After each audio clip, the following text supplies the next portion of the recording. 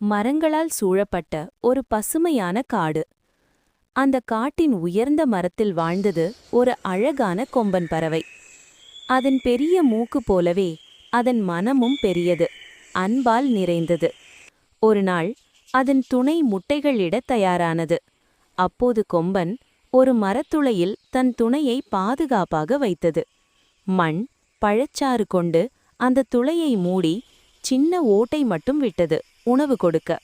நாள்தோறும் வெயிலாக இருந்தாலும் மழையாக இருந்தாலும் கொம்பன் பறந்து பறந்து பழங்களை தேடி அந்த சின்ன ஓட்டையிலிருந்து உள்ளே கொடுத்தது. ஒரு நாள் கடும் புயல் வந்தது. காடு முழுக்க நடுங்கியது. ஆனால் கொம்பன் அசையவில்லை. அதே மரத்தை காவல் காட்டது. பல நாட்களுக்கு பிறகு முட்டைகள் உடைந்து குட்டிகள் பிறந்தன.